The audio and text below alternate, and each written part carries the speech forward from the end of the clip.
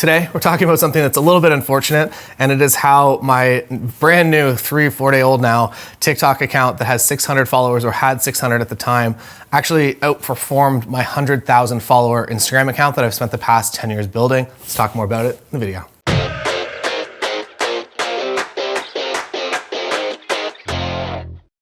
Welcome to the studio. It is a sunny day.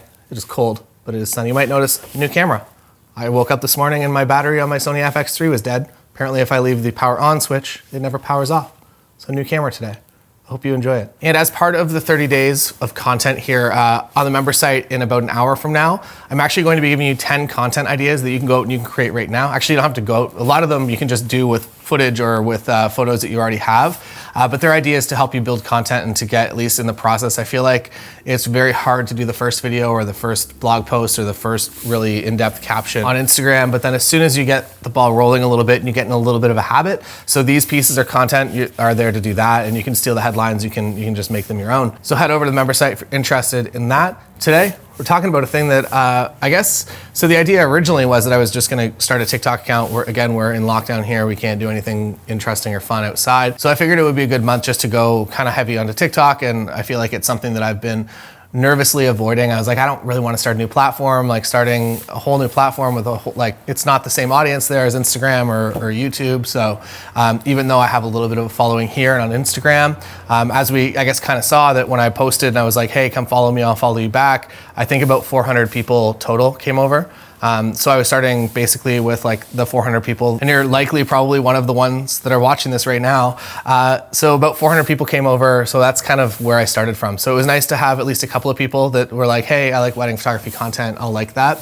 So I appreciate the likes and the comments because I feel like that helps get things out. So I had a little tiny head start with that, but it was by no means a substantial head start on the platform. And I feel like if I could go back and do anything differently, I very much, my first 5 videos that I put up were pretty kind of all over the place. They were roughly, at least like 2 of them were kind of photography related. And I spoke to this in the original video when I was announcing that I was going to be doing this, that I don't know if TikTok basically puts you into some sort of category based on those videos. And I kind of feel like it might.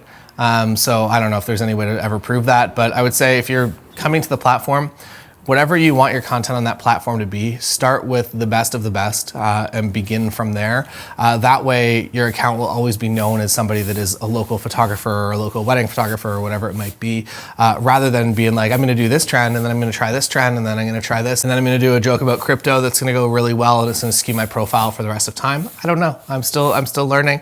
It seems like, at least in the photography space, that some of the content is catching on. A couple of posts in particular massively outperformed the Instagram reach. I posted the same stuff on Instagram as well, just to kind of get a gauge of it. So Instagram Reel versus TikTok. TikTok pretty much, I'm gonna say at this point, at least as of recording, is far more than double. So an account that has 600 followers on it is organically massively outperforming an account that has, I think it's like 117,000, but I'm gonna guess that maybe 30 of those are inactive because I've used this account forever. So I'm gonna guess somewhere around like kind of the maybe 80, 90, 100K line is probably what would be the somewhat active audience on that.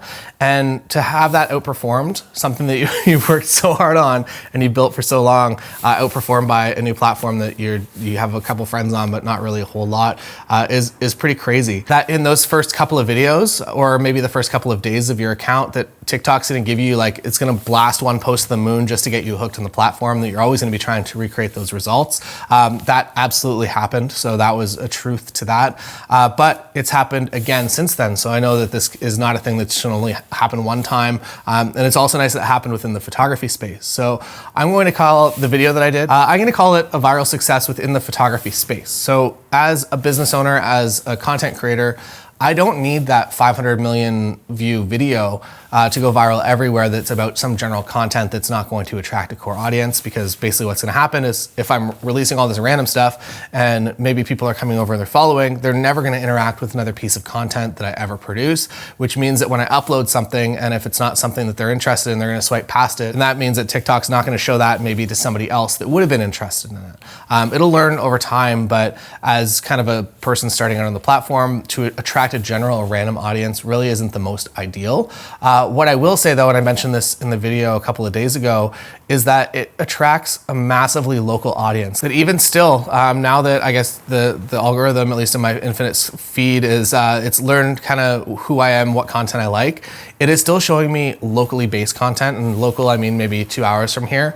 Pretty much I would say maybe 7 out of 10 of the posts that I see are based in Canada, which is massive. And the stats on the video, I feel like I can't even ballpark an answer, but I'm gonna guess if you get 500,000 views on a video, that you've probably reached everybody in the photography space. So gauge your viral videos, or what is kind of a benchmark for like you to aim for, based on that if you're a local photographer and you want something to go viral, and there's maybe 500,000 people that live around your city, and you reach 75,000 people on that, that's an amazing success story. So don't get discouraged when you're seeing people do stupid stuff and just absolutely blow up and their accounts blow up. Know that those followers, at least as a business owner, don't really have that big of an effect, I guess, on your business. Another bonus that I didn't really know about, I didn't really research the tiers of TikTok, is that when you get to 1,000 followers, you can now have a link actually in your page. I don't know what the metric is. I think at 500 or something, you can do the Q&A, which is great. If you have any questions, feel free, I'll respond to you.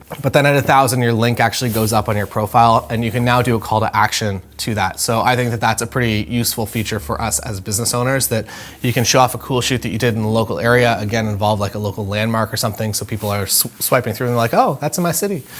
When they stop at the end of it, it's, hey, if you'd love to come out for a branding session, or you'd love to come out for a family session, or if you're looking for a wedding photographer, or if your friend's looking for a wedding photographer, feel free to pass my name along. The link is in my profile if you click through. And I think it's very easy on the TikTok UI to do the follow, because it's just right there and you click the button and you're following a new person. But it's a little bit more to get them to actually come to your profile to see that link, to click on that link. But I don't think it's as hard as I originally anticipated it being. And you can also do a link tree if you have a lot of different calls to action, so that you can be talking about a few different things on the platform, or over time, if you're updating that link, the main link that people aren't looking at an old video, there's what's called like kind of a delayed explosion on some content there that I've already kind of experienced, that you post something and the first 10, 12 hours, maybe even day, doesn't really do anything. And you're like, should I delete it? Don't delete things, by the way, just make them private. Don't delete content from the platform. You lose it. Basically, TikTok wants to know, it's building this profile about you. When you delete pieces of it, it kind of loses that, and also you lose the vanity metrics as well, of the likes and the shares and whatnot. So if you do want to delete a video, don't do it often, but make that video private to hide it, rather than deleting it from the platform. You get to retain all the stats on it. What was I talking about? And then a couple of days go by, and maybe a few people watch that content. Maybe they watch it a few times. Maybe they watch it a few times and they share it to 2 of their friends on the platform. And again, shares are kind of the main currency. That's if you can create content that gets shares, that's what you want to be aiming for. Comments, likes, they're fine, but shares are kind of the thing that you're after. So maybe a couple people share it, and that post is like, oh, like cool, like TikTok's gonna show that to a few more people on the For You page. Or maybe it's gonna show it to another 100 people or 1,000 people. And then all of a sudden, if those people start interacting with it, it's like, oh, it was just posted at the wrong time. This content was ahead of its time. And then it has the delayed explosion effect, where it just starts to ramp up massively. This video on the screen right here, which is completely uncomfortable. So the joke of a video, so the video itself didn't actually go that well, and it was one of the ones that I actually made private because it just didn't go well. It was too short, I think. Check out some of my latest work. Oh no. Ideal content length from what I've seen or read about, 16 seconds-ish, kind of that 14 to 18 maybe window. This video was like 3 seconds, so I knew it wasn't gonna perform well based on that. I might remix it into something else and make it a bigger, longer video to hopefully gain some level of traction with it, because I think it's pretty funny. So I was building this, and then the idea was that my camera was gonna smash the filter, and I was gonna be like, oh no. And then I tried to break the filter, and I just literally couldn't. And then I was like, oh, like I'm gonna go harder on this. And that actually became the video. So that video got a few views out of the gate. It was doing okay. I think it got maybe 2,000 views over the day. And then I'm gonna say maybe around 9, 10 a.m. the next day is when TikTok was like, we're gonna show this to people now. Now it's the time. And I don't know what that's based on. I don't know if that's based on just users being online that I uploaded at the wrong time. So it's like, hey, maybe we'll chill on this. We'll show it later.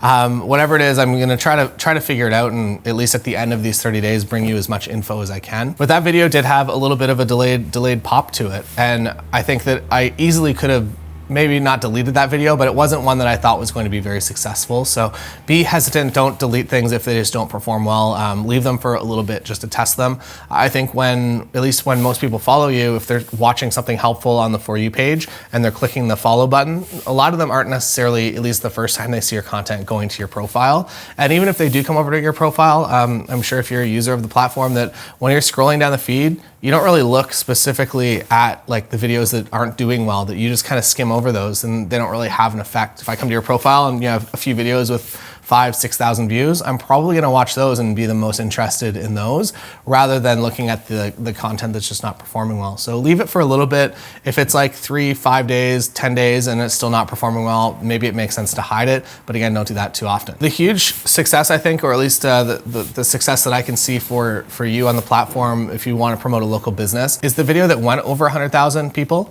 It was tied. So in Canada, we have obviously a lot less population than the US. The US has a lot more people in it.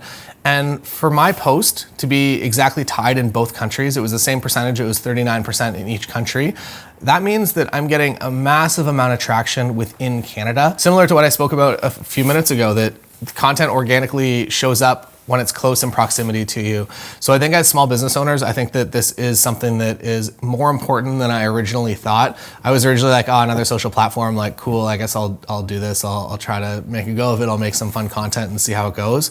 Now, after a couple of days, I'm actually seeing the potential business benefits of it. Myself as a YouTube creator, I'm in a little bit of a different space when it comes to content creation. So don't copy exactly what I'm doing on the platform because I'm usually creating content that is meant for at least a broader audience to eventually my call to action isn't necessarily for local couples right now. It's more to bring people to YouTube.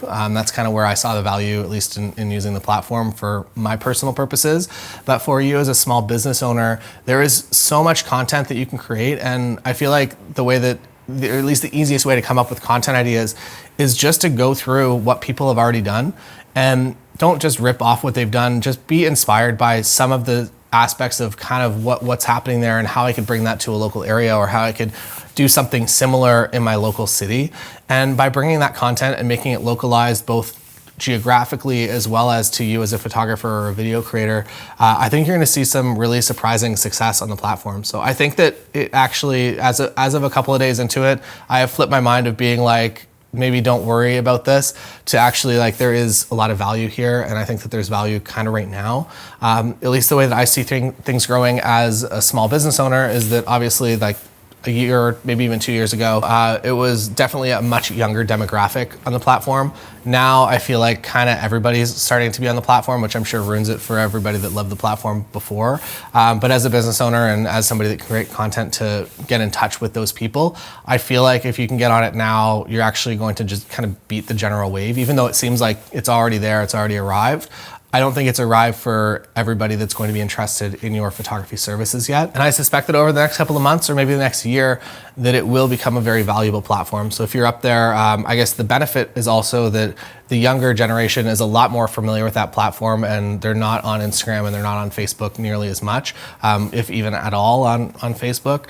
What you're going to basically do is you're going to set yourself up for success in the future, that when those 21, 22, 23-year-olds start getting engaged and actually looking for a wedding photographer, if you're somebody that speaks the same language and you're on the same platform and you have maybe a little bit of vanity metrics and a little bit of social proof on there, they're much more likely to connect with you as a photographer rather than just going to Google and typing in like, how do I find a wedding photographer? If they already know you and they've been following you for a bunch of years, when they do get engaged, all of a sudden that sale, there is no sale. It's just like they know that they want you. So something to think about, and I'm sorry if this caused more stress to you to get on the platform, because I know that I avoided it for a long time. And every time I heard it come up, I was like, I should do that, but it's so much work. And it is a lot of work. And it's easier than YouTube. So if you want to do a YouTube channel, I'm going to say TikTok is 1/10 the effort of a YouTube channel. You just come up with some ideas and you just execute them quickly. For YouTube, a lot more goes into it. So I think a lot more money as well. You can do everything that you could ever need to do. I guess on YouTube you could as well, but everything you could ever need to do, you can do on your phone on TikTok. You don't have to get a real camera, which I think is kind of somewhat a barrier to entry on YouTube, at least. That the content game has gotten so extreme. Maybe I'm interested to see this switch. I watched this switch with Instagram when it was like, you could, if you were posting an image from an actual camera, you were kind of you were the anti-Instagram and everybody hated you. They're like, you can't do that. You can't bring an image from the outside camera world into here. This is for phones. Put that border on it. Put that grunge filter on it. I'm going to guess that TikTok's going to go through a similar growing process. I wasn't there at the beginning stages of it, so I have really no perspective on this, but I'm going to guess at some point that a lot of the content's going to become even more polished. Right now, you can definitely tell what a real person is versus an ad. So I feel like when you swipe through an ad and you come to like, oh wow, that looks really, really nice, you know without even looking down below that it's an advertisement. I feel like it's important now to still stay away from looking like that, but I will be experimenting over the next couple of days. So again, at the end of these 30 days, I'm going to bring you all of the information that I've learned. I feel like I've already learned quite a lot just in a couple of days. So I'm going to see how that scales out over time, but definitely something to be considering if you are a small business owner. That is all for today. Those 10 content ideas to steal right now that you can just have all those headlines up on the member site right now if you're interested. And then last week we talked all about Instagram and all of the Instagram strategies for success that I spoke to, the organic growth and really kind of everything that went into that. All immediately applies if you are interested in growing your TikTok as well. So yeah, that's kind of a hidden benefit that everything you've probably already been doing on Instagram, if you're following the best practices and the organic growth hacks and also the 10K post. If you're building out that content, you are going to find massive success on this platform if you do it right and you do your 2-3 posts a day, 5 posts a day even, I don't know. I haven't figured out those numbers yet. Those are numbers to come, but most people say 2 to 3 posts a day is like kind of best. I've been doing like 5, so I don't know if that's a negative. But 3 of them usually catch, 2 of them just fall short, so I don't know. More to discover here on the internet world while we're locked inside. See you next time.